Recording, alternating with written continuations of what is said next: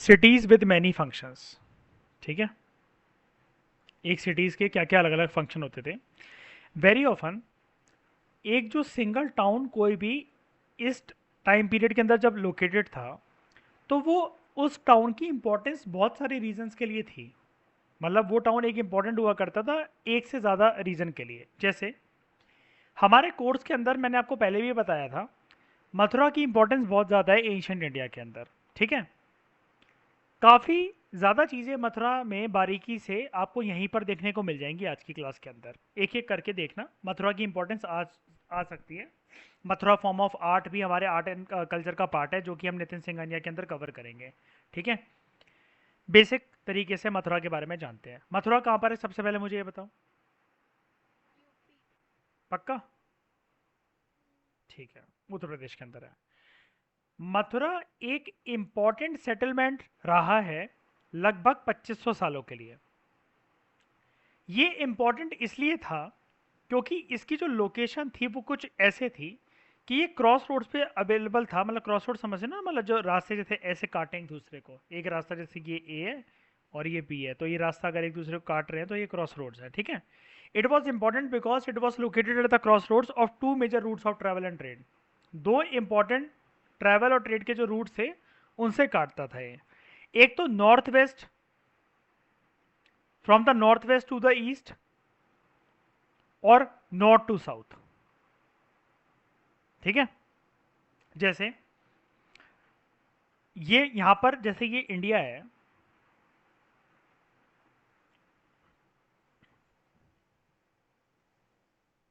मान लेते हैं इंडिया है, इतना पार्ट यूपी है, तो यहीं कहीं मथुरा होगा।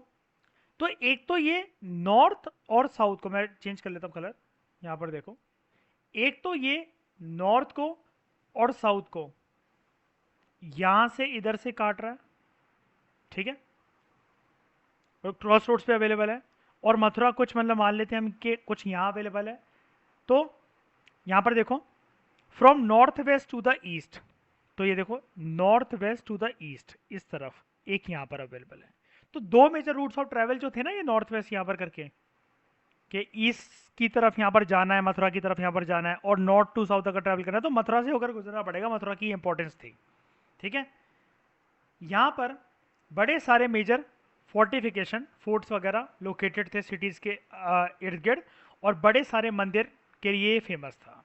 ठीक है, यहाँ पर फार्मर्स और हर्डर्स आसपास के एरिया से शहर में काम करने वाले लोगों को खाना प्रोवाइड करते थे। मथुरा अपने फाइन स्कल्पचर के लिए, एक्सट्रीमली फाइन स्कल्पचर के लिए, मतलब मूर्तियों के लिए जाना जाता था। ये वाली बात समझ में आ गई? यहाँ तक कोई दिक्कत तो नहीं? इजी है ये तो। ठीक है, आज से लगभग 2000 साल पहले मथुरा, एक रूलर्स थे यहाँ पर, कुषाण रूलर्स, उन रूलर्स की सेकंड कैपिटल के तौर पर उभर कर आया। उनकी सेकंड कैपिटल जो थी उसके तौर पर उभर कर आया। ठीक है, आप मुझे ये बताओगे कल की क्लास होने से पहले कि अगर कुषाण की सेकंड कैपिटल ये थी तो कुषाणा रूलर्स की फर्स्ट कैपिटल कौन सी थी? जरूर से बताना मुझे ये वाली बात। ठीक है, हम वैसे पढ़ेंगे आगे 9 चैप्टर के अंदर, लेकिन मैं पहले से ही जानना चाहता हूँ आपसे कि आप ये चीज़ जानो। ठीक है, मथुरा एक रिलीजियस सेंटर भी रहा। क्या बोल रहे हो? समझा नहीं, क्या करो पाटलिपुत्र वगैरह? नहीं, आप देखो, आप उसको सर्च मारो, आपकी रिस्पॉन्सिबिलिटी, आप मुझे बताना अच्छे से, आराम से देखकर, गूगल से कहीं से भी देखो। मथुरा जैसा कि हमने बात करी कि यहाँ पर बड़ी सारी श्राइन्स अवेलेबल थी। चलो आगे। मथुरा जो है वो एक इम्पॉर्टेंट रिलीजियस सेंटर है, सेंटर के तौर पर था। यहाँ पर बुद्धिस्ट मोनास्ट्रीज, जैन श्राइन्स थे। मतलब इसका मतलब क्या है कि ये ना एक इन्फ्लक्स था। एक वर्ड को जानो आप लोग, इन्फ्लक्स ऑफ वेरियस रिलीजन्स। कहने का मतलब क्या है कि रिलीजन ए, रिलीजन बी, रिलीजन सी, या कोई कितने भी और भी रिलीजन्स हो, इनका एक मर्जिंग पॉइंट था मथुरा। कैसे? देखो यहाँ पर मथुरा के अंदर बुद्धिस्ट मोनास्ट्रीज भी मिली हैं, जैना मोनेस्ट्रीज भी मिली हैं, जैना श्राइन्स भी। और ये एक इम्पॉर्टेंट वर्शिप था, इम्पॉर्टेंट सेंटर था किसकी वर्शिप के लिए? कृष्णा की, लॉर्ड कृष्णा की वर्शिप के लिए। तो हम लोग ये कह सकते हैं ना कि मथुरा के अंदर इन्फ्लक्स था बुद्धिज्म का, जैनिज्म का और हिंदुज्म का। ये बात बहुत इंपॉर्टेंट है, याद रखना कि बुद्धिज्म, जैनिज्म और हिंदुज्म को यूनाइट करने वाला ऐसा कौन सा शहर रहा है एंशिएंट इंडिया के अंदर, ये क्वेश्चन बन सकता है।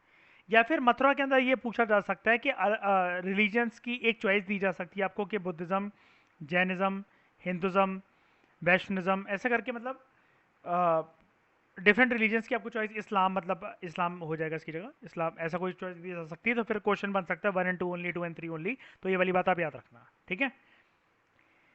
बड़े सारे इंस्क्रिप्शंस सरफेसेस पर, जैसे स्टोन स्लैब्स पर, स्टैचूज पर, ये मथुरा के अंदर फाउंड हुए हैं। अलंकृता बताओ जरा मुझे, जरा इंस्क्रिप्शंस क्या होते हैं? What do mean by the term inscription?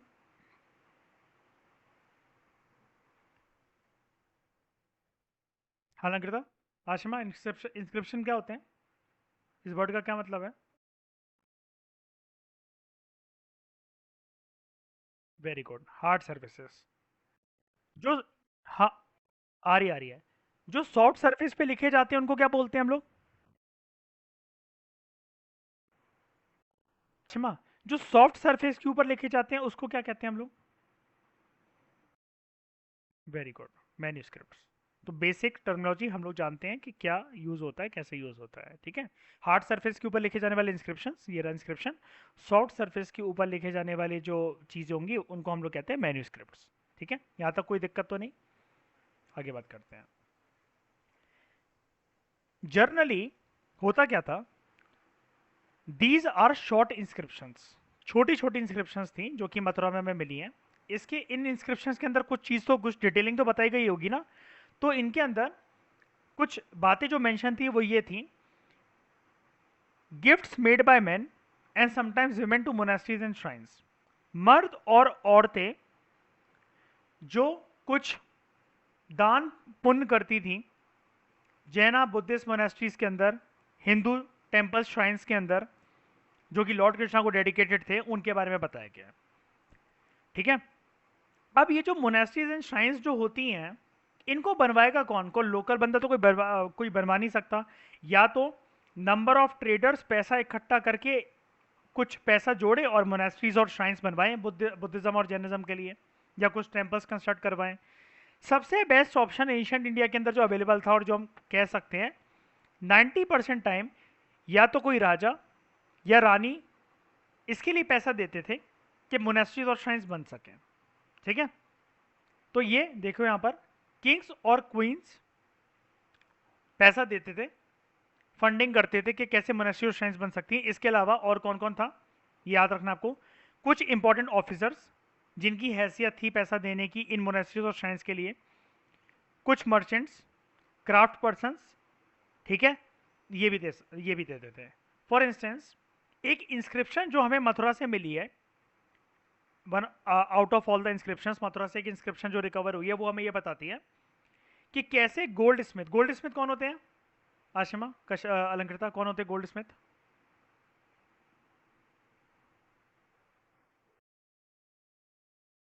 और ब्लैक स्मिथ से कैसे अलग होते हैं वो? ब्लैक स्मिथ से कैसे अलग होते हैं? ठीक है, ठीक है, ये हमने पहली क्लास के अंदर डिस्कस करा था, मतलब मैंने तो। और कौन देता था? वीवर्स देते थे, कपड़े बुनने वाले, बास्केट मेकर्स, ठीक है, गार्लैंड मेकर्स, माला जो बनाते थे, और परफ्यूमर जो परफ्यूम बनाते थे। ये सब भी इंस्क्रिप्शंस के, मथुरा के इंस्क्रिप्शंस के अंदर ये सारे लोग मेंशन्ड हैं। यहाँ पर इसका मतलब क्या है कि मथुरा एक ऐसा सेंटर था जहाँ पर आपको दिख रहा है ना कितने सारे लोग अलग अलग तरीके के काम कर रहे हैं। तो यहाँ पर एक तरीके से आप ऐसा कह सकते हो कि profession was very much diversified, profession was very much diversified. तो यही वो आपसे पूछ रहा है कि make a list of occupation of the people जो कि मथुरा के अंदर आपको मिलते थे, और इनमें से कोई ऐसा ऑक्यूपेशन बताना जरा मुझे देखकर, मैं एक बार इरेज करता हूँ, जो कि हड़प्पा के अंदर प्रैक्टिस नहीं होता था। बताओ, इनमें से कोई है आपको लग रहा है कि जो हड़प्पा के अंदर नाम मिलते होंगे? गोल्ड स्मिथ थे हड़प्पा में, हाँ, blacksmith, weavers, basket makers, garland makers, perfumers थे, ये नहीं थे, परफ्यूमर्स नहीं थे। ठीक है, बहुत कम एविडेंसेस है इसके, हम लोग श्योर शॉट नहीं कह सकते हैं।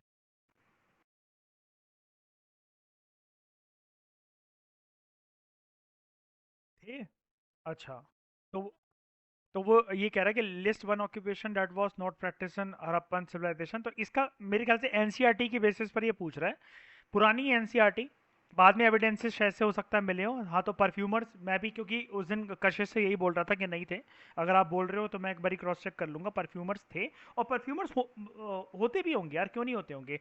ट्रेड कोई हड़प्पा का, यार कोई हड़प्पा छोटी मोटी सिविलाइजेशन तो था नहीं, मेसोपोटामिया और इजिप्ट तक जाता होगा, जाता था उसका ट्रेड, है ना, ओमान, दिलमुन सिविलाइजेशन, तो होता था।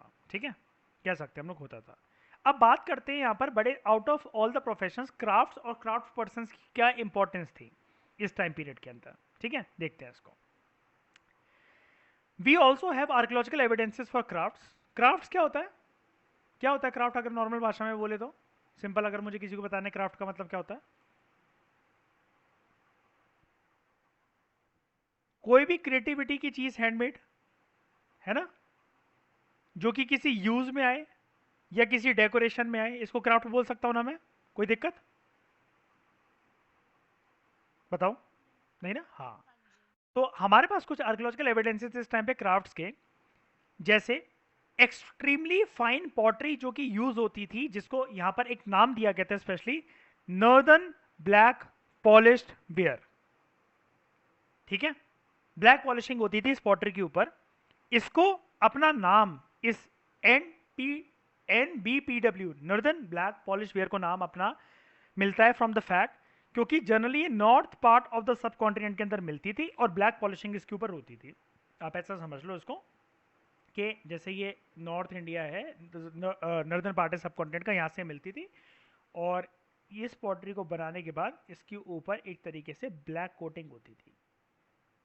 ठीक है, और वो ब्लैक कोटिंग ऐसी वैसी कोटिंग नहीं होती थी कि काला पेंट कर दिया, वो ये जो ब्लैक पेंट था ये शाइन करता था, पॉलिश्ड है ना, ये पॉलिश्ड वेयर, तो ये शाइन करता था। वेयर क्या होता है, कोई भी यूटेंसिल आइटम, मटके हो गए, वेसल हो गई, कोई भी चीज़ हो गई, उसको हम लोग वेयर बोलते हैं, है ना, कटोरी हो गई, या कुछ भी वास हो गया, ठीक है, वेसल हो गया, पॉट हो गया, ठीक है, ये चीज़।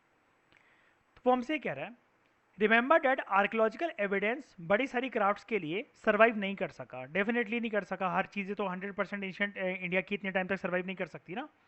तो हमें पता कैसे चलता है, हमें ये टेक्स्ट से पता चलता है। और अगर आप लोगों ने लास्ट क्लास मतलब अगर देखी थी, तो मैंने उसके अंदर बात करी थी कि ट्रैवलर्स के अकाउंट बहुत इंपॉर्टेंट होते थे, जो चीज़ हम फॉर ग्रांटेड ले लेते हैं, ट्रैवलर्स उनके बारे में बहुत बारीकी में बातें कर कर जाते थे। तो हमें कुछ कुछ टेक्स्ट जो कि लोकल टेक्स्ट हैं या फिर ट्रैवलर्स के टेक्स्ट हैं, उनसे हमें पता लगता है एक बात, कि क्लोथ भी मैन्युफैक्चर होता था। ठीक है, that manufacture of cloth was important, देख रहे हो, क्लोथ मैन्युफैक्चर होता था। कुछ फेमस सेंटर्स जो हमें और देखने को मिलते हैं जहाँ पर क्लोथ मैन्युफैक्चर होता था, या क्राफ्ट्स के एविडेंसेस जो हमें देखने को मिलते हैं, तो क्राफ्ट्स के एविडेंसेस क्लोथ मैन्युफैक्चरिंग, अब क्लोथ मैन्युफैक्चरिंग भी तो क्राफ्ट ही है ना एक तरीके से।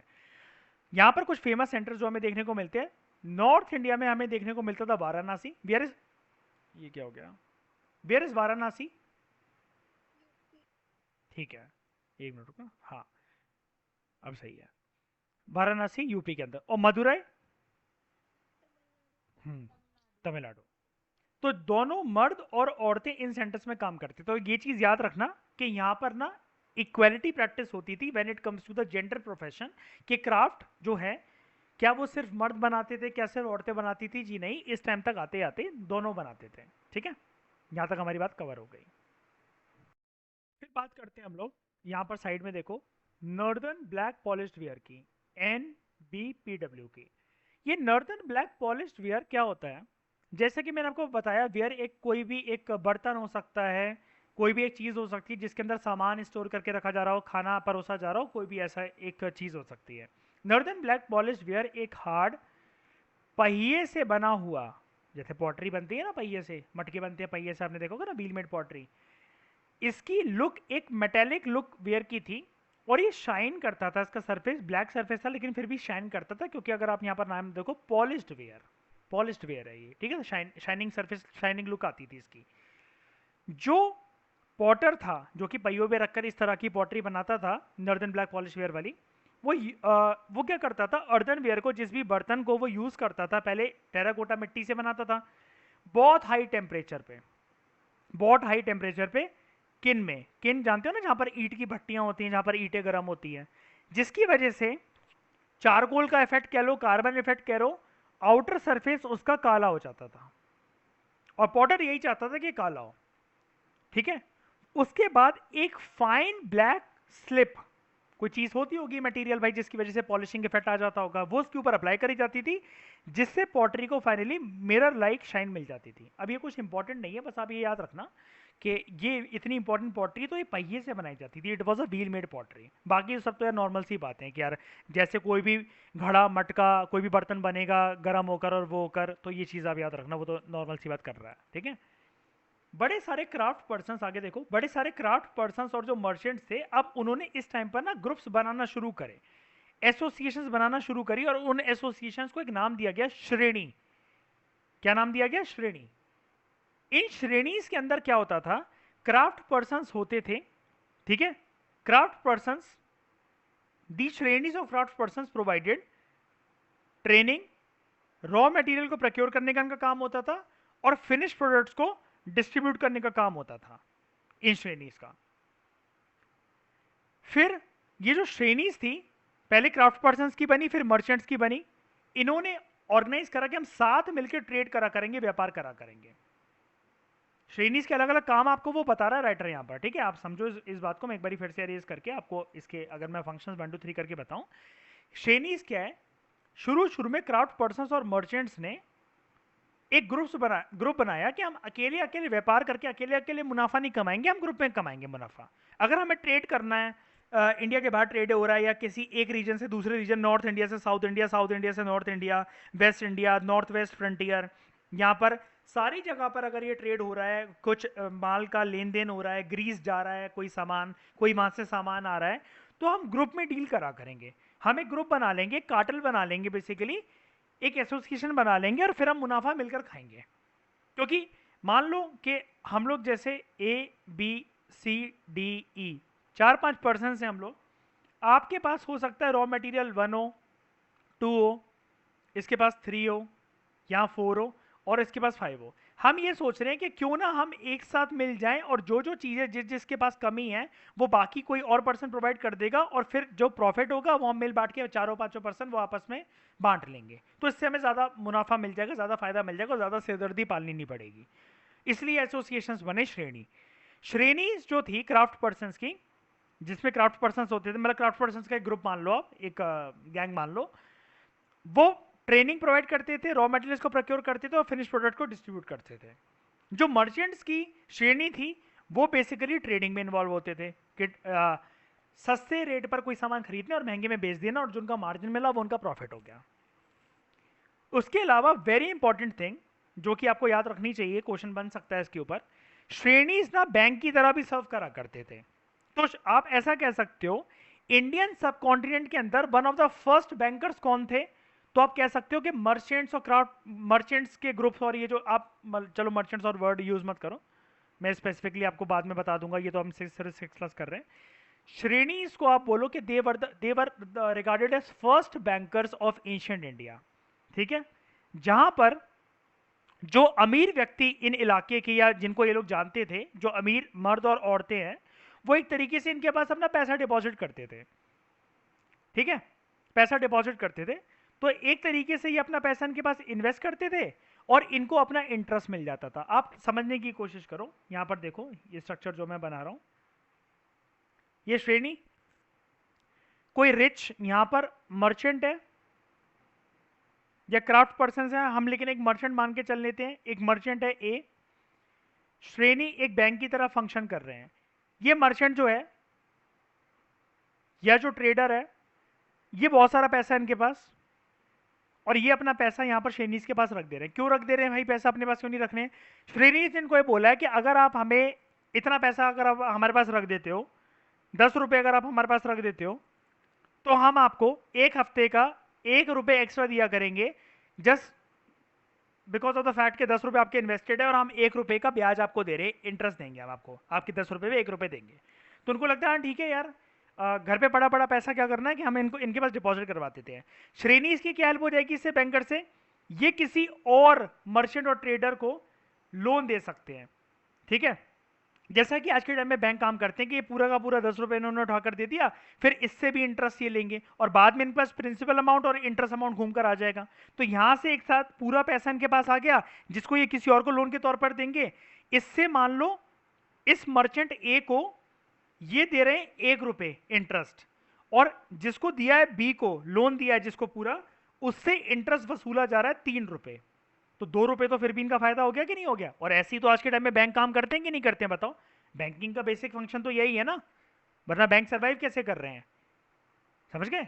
आप अगर बैंक के पास पैसा रखते हो, आपको लगता है कि आपको उस पर जो इंटरेस्ट अमाउंट मिल जाता है वो बहुत हाई मिल जाता है, ऐसा नहीं होता। बैंक जिसको आपका पैसा जो बैंक में डिपॉजिट होता है, बैंक उसको जो घुमाता है जिस तरीके से आगे लोन देने के लिए, उससे बहुत हाई इंटरेस्ट रेट चार्ज करता है।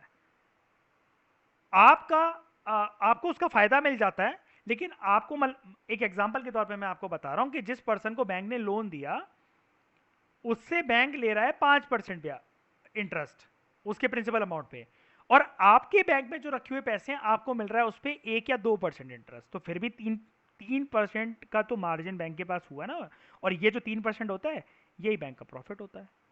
And this is how bank rotate the money, और बैंक ऐसा पैसा घुमाता रहता है। इस टाइम पर ये वाला काम कौन कर रहे थे, इस टाइम पर ये वाला काम श्रेणीज कर रहे थे। बात समझ में आई, बताओ यहाँ तक कोई दिक्कत है, फिर से बताऊँ, बता दो मुझे, आराम से बता दो, कोई दिक्कत नहीं है। आ गई ना अलंकृता, समझ में आ गई। ठीक है, तो this was invested and part of the interest was return. और ये जो इंटरेस्ट आता था, तो कभी कभार जैसे इनको इंटरेस्ट मिला तो मतलब ज़्यादा इंटरेस्ट मिल गया, तो ये कहते थे कि इधर आज तो बहुत ज़्यादा कमाई हो गई है, इंटरेस्ट अमाउंट बहुत ज़्यादा आ गया हमारा जो हमने पैसा डिपॉजिट कर रखा था। जैसे एक कमेटी नहीं होती, आपने सुना होगा हमारे ब्लॉकों में कमेटी डलती है जैसे, है ना, कि कमेटी का मतलब वो कमेटी डालनी है मेरे को और वो करना है, फिर उससे घुमाकर फिर आपको कुछ महीनों बाद आप मतलब पैसा ज़्यादा अमाउंट में बल्क में आपको मिल जाता है। वो जोड़ा जोड़ाया पैसा ही होता है आपका एक तरीके से, लेकिन आपको फिर एक साथ मिल जाता है ना वो जोड़ जोड़ के कमेटी डाल डाल के। तो इसको यूज़ करा जाता था जो एक्स्ट्रा अमाउंट आया, तो कुछ कुछ ये जो वेल्दी मैन और वेमेन होते थे रिलीजियस इंस्टीट्यूशंस को, जैसे मोनास्ट्रीज वगैरह को या श्राइन्स को सपोर्ट करने के लिए कि इसका दरवाज़ा हम बनवा देंगे या मूर्ति हम लगवा देंगे, ठीक है, इस पे कंस्ट्रक्शन हम करवा देंगे, इस पे ईंटें हम लगवा देंगे, इस चीज़ के लिए हमसे पैसा ले लेना, ये चीज़ होती थी।